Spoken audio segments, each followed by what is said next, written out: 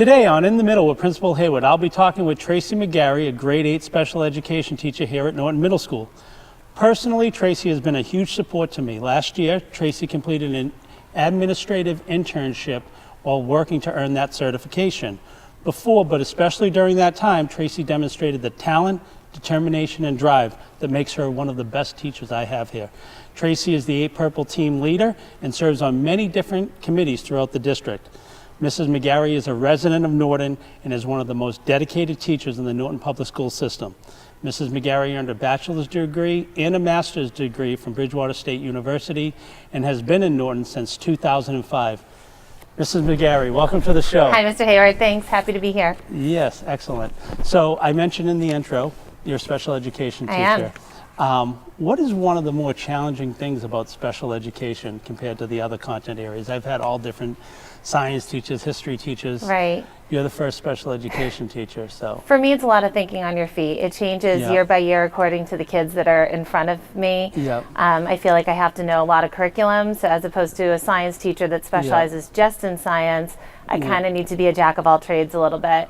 But it really comes down to the kids, really, what they need. And like I said, it's different year by year, but just knowing how to modify the curriculum based on the individual kids and giving them the support that they need. Yeah, that's one of the things, you know, often when I have teachers on or just, you know, knowing teachers talking, not just on my show, I actually work here, I have a job. But besides, you know, just, you know, in talking with teachers, you know, they might love the content area. They always loved history, or I was really good with numbers, I like math, or science always intrigued me ever since I was a kid.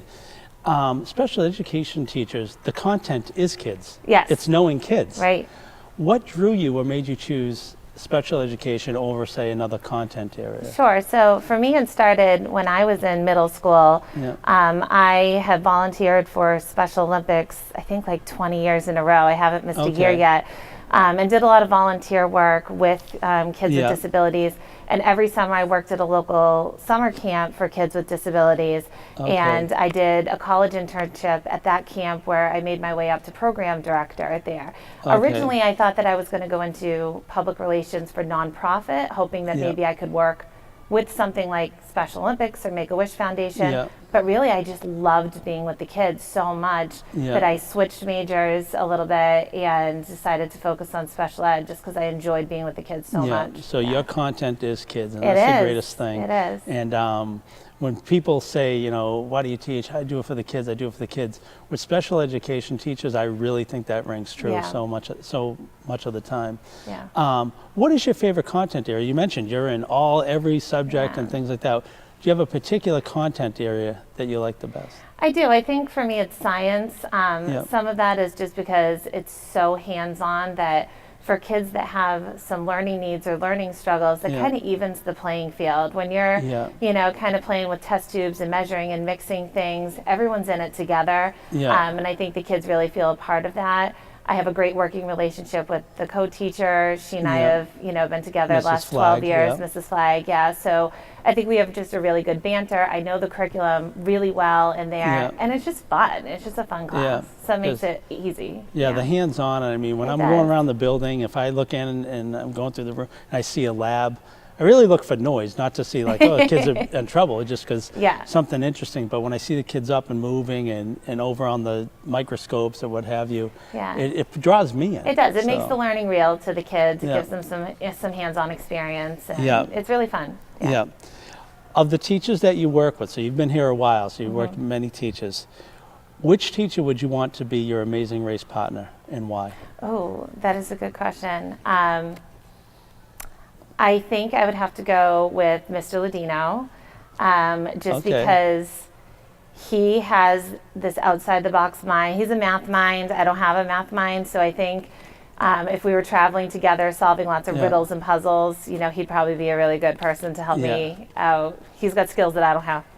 So he'd be able to break it down and find it out. I could see Mr. Ladino doing that. What do you think one of the biggest challenges facing students is today, that students face today that maybe we didn't face when we were in school, or maybe even 10, 15 years ago facing kids today? I think busyness, just the pressure of overscheduling. I think there's a lot of pressure for kids to, be the best at school and be the best at sports and to have a million extracurricular activities. And it's just a lot for them. And I think that middle school kids haven't developed those balance skills yet on their own.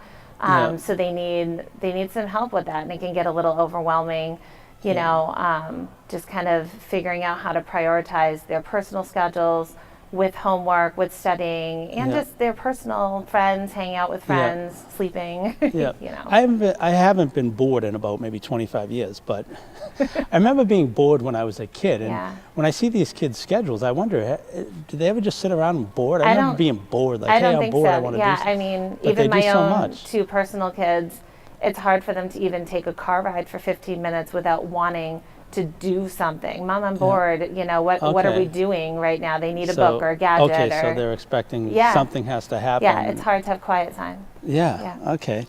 Online shopping or in a store? In a store. In a store? Yeah, okay. I don't know. I guess a little bit of both. Online is more convenient, but I like shopping. I like going, seeing. Yeah, okay, you gotta kind of have to shop. That. Okay.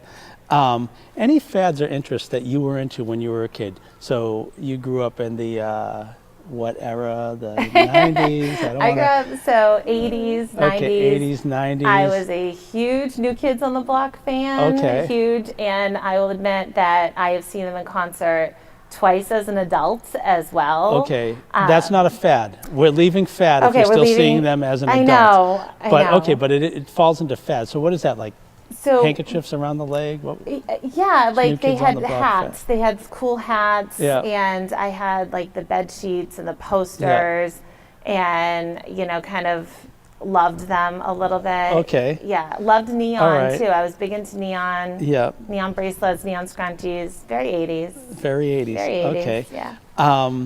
When are you the happiest? I would say that's pretty split. My instinct to stay with my kids, and my husband, my kids, my family, they really are my instinct too. When anyone my asks whole me, world. I gotta say my wife and my daughter. Yeah, my kids. But I really do love my job. I love coming to work. I don't dread Mondays, weekends done. I really love coming to work, and I'm happy with what I do here, but instinct's going to have to be a family. Yeah, family, and then it's nice to be able to Monday morning not dread. I don't. The week ahead of you. Yeah, I really enjoy. We do challenging stuff here, and it's not easy work, but it's not like that dread. No, it's not. Yeah. No, it's fun. What do you wish you had more time for? Because you're very busy. We talked about the committees. You're talking about the kids that you have and all the carpooling and stuff that goes on with that and everything else.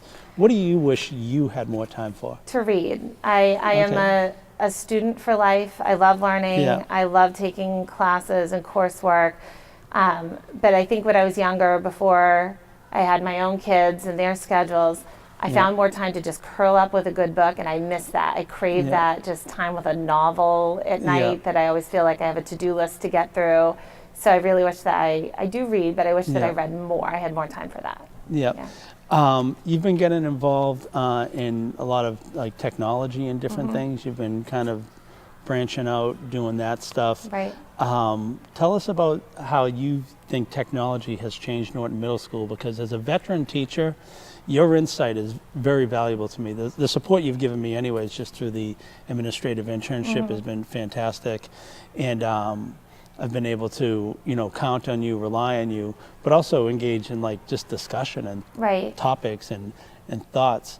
You have great insight into the past 13 years at Norton Middle School. Right. What about the last 3-4 years with all the tech? How has it changed the classroom? It's definitely, been a game changer. Some of the more obvious answers are we're not carrying around, 10-pound textbooks and things, that it's a lot easier for kids to have the Chromebook and, be able to type their notes and refer back to them. Yeah. From a special ed perspective, it's been a game changer because there are so many cool apps and websites that will help kids, and no one else in the room needs to know they're doing it. And that's what I find super cool.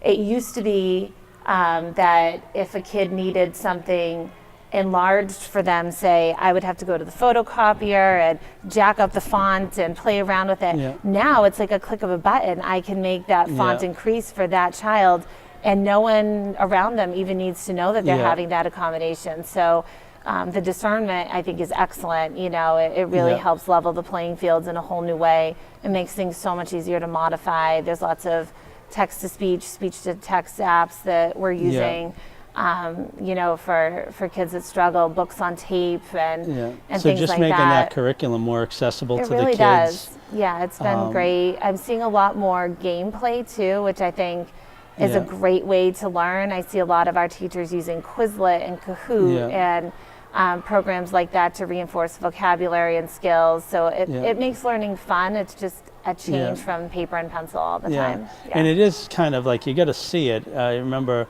as an assistant principal, I was, you know, pretty stern, and you know, my environment called for me to be that way. Right. But you know, seeing my own daughter, who now in pre-K, how much they learn through play. Yeah. How they learn through just that interaction, and not having, you know, this is the route you take to get to where I want you to go, as opposed to, here are the tools that you have, you know, and go where the road leads you. Yeah. So I think learning through play is an excellent, and the kids are already engaged. They are engaged. So it's outside they're the box. engaged in the technology, they're engaged in that. So we're always looking for ways to engage kids, and it's so easy. It kind of reaches them where they're at. You know, they're very savvy. These kids teach me more about technology every day than, you know, I could expect. You know, but they're very savvy with it. But I think the kids that I see in 2017, they're not the same kids that I saw 10 years ago, and therefore, as a teacher, I can't say, oh, well, this is the way I've always done it. I have to move with the times and move with the kids that are sitting in front of me too. And where technology is their world, it's the box that they live in, I need to join them in that box if I'm going to reach them.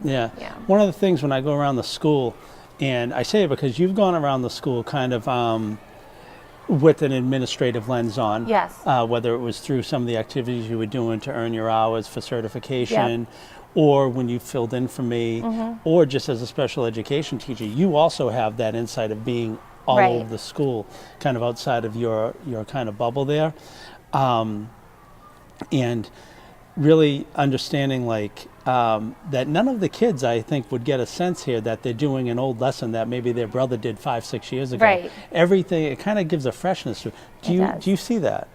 I do. I mean, there certainly are some standbys that you know, the teachers use, but I think even those are being tweaked in a fresh way, which is great. I love seeing, say, our English department. They're teaching kind of old school classic novels and classic short stories, but then they're doing these cool interactive projects to help teach it. And I love that blend of old and new, because I don't want to lose the curriculum and the classics and what's worked for us. You know, but I definitely see, in walking around, it's amazing. Upstairs there's a lot of flexible seating happening, that you see kids not necessarily at the traditional desk. They're in comfy chairs, or maybe on a rug on the floor with a clipboard or with their Chromebook, and learning in whole new ways. You're seeing a lot more group work, kids, you know, collaborating around tables instead of just those straight, you know, rows and things. And it's exciting to see. When I love having the chance to leave my team in my class and go and see others. I think the pineapple chart and the walkthroughs have been excellent for that year, because we learn so much from each other. You know, and having the chance to get out of our classrooms to go see our colleagues has been so valuable, I think, to us. Oh yeah, I definitely have learned more about teaching since I've left the classroom. Because I've seen good teaching. No, that was okay, but you know, I don't really see myself. But you know, seeing what people do. But I really, when I think back to like when I was in school, I kind of got the sense that like, I was doing this, and you know, 4 years prior, my brother was doing this, and before him, some other kid did the same exact lesson. And I, you know, I get a sense that these kids, maybe they do or don't appreciate that, like, you know, they're kind of doing new and exciting stuff. And it's, to see some veteran teachers who've been here 30, 35 years trying new stuff and embracing the technology, it's amazing the way they're diving in. It's so cool. They have been, energy of new staff has been, you know, vital. But the instrumental thing is when we have veterans that have picked up and said, you know what, I'm coming here to learn. I'm going to do something new. I'm going to challenge myself. I'm going to be uncomfortable. I'm going to be comfortable being uncomfortable.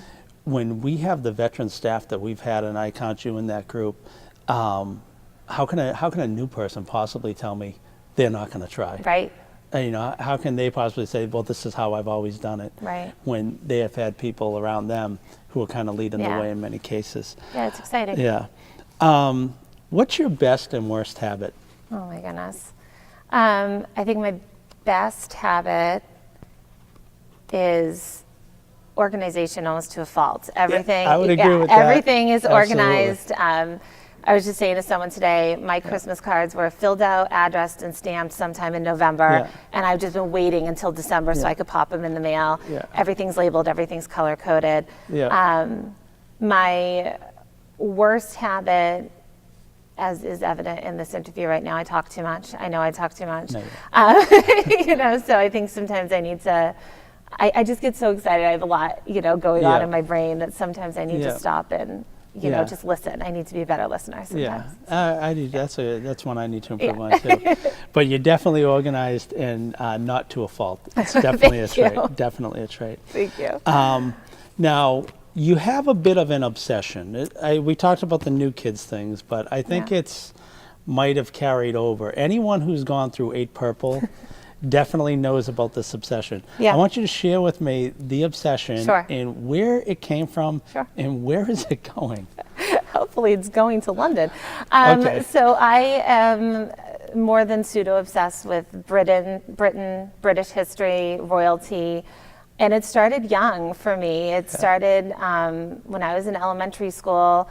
I had read some books with my parents about kings and queens and things, and I never really bought into the Disney princess fairy tale because I knew that there was a real place with real castles and you could really wear a crown and that was your job. Yeah. And I thought that that was so cool, and just kind of followed it. The day that Diana died, I stayed in bed and cried all day. 1997, I was 16 years old, and I just it was like my world was broken somehow. So it goes way back. The collection in the classroom, I have not bought most of it through the years, 13 years here. Students, fellow teachers, even substitutes that have come in sub for me will come back and say, Oh, I was in that hey, room. I was in your room. I thought you might, I have this little trinket at home. So it's now, you know, phone Evolving. booths. It has, you know, there's phone booths and there's British flags and there's tea sets. I recently acquired a Princess Diana porcelain doll from a staff member. Okay. There's towel sets of Queen Elizabeth, bobblehead dolls of Prince William. Yeah, so there was kind of a lull after Diana because the boys were young, and now But now we have they're Kate, all over the Wills and news Kate, and all, and Harry everything. just got engaged. It's like a big exciting time for us Anglophiles. Yeah. Okay, so for the obsession, it's a Yes. good time. The irony is I have not been to England. Yeah. People always ask me, well, have you been there? I have not. It is, you know, my #1 bucket list, maybe the only thing on my bucket list. Yeah. So where is the obsession taking me? It's taking me across the pond. Someday I Okay. will get there, All right. and I'm going to love it. Mr. McGarry, I hope you're listening. I hope so. This needs to Save happen. up. I'm going to This get there. needs to happen. Okay, so one of the a thing that you're doing this year, first of all, your leadership and willingness to jump in on stuff we've touched on in the interview. Anyone who works here or is around Norton Middle School knows it well. Now our viewers do too. But you're going to be spearheading a special program, and it was a passion that you talked about earlier, which this year, which is our Special Olympics. Right. What does that entail? What does that look like for Norton Middle School for people who don't know that Sure. program? So district-wide, we have a number of specialized programs in all 5 of our buildings where we have student athletes who are very excited to represent Norton in the Special Olympics. Norton participates in the Greater Attleboro Olympics, which happens in May. And it is just the most inspiring day. It Where is does that so take place? much fun. It takes place at North Attleboro High School in May, and they have an amazing fields there and facilities for it. So all of the surrounding towns that are part of the Greater Attleboro Games will go there, and it really does feel like the Olympics. There's torches, and there's a parade of nations of schools with banners.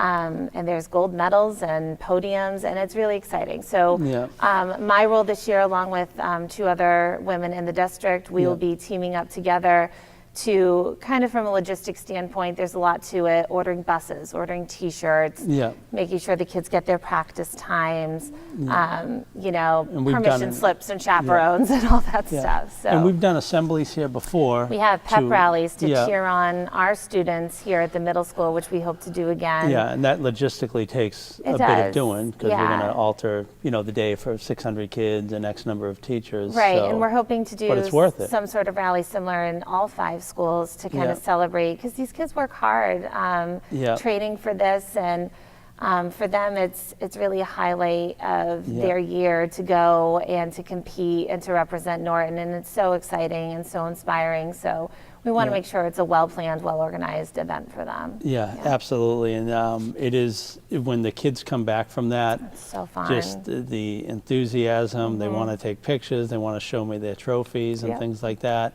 They're so And proud. moreover, there's a tradition here that we do, the welcome back, which is when the whole building goes out, meets the buses.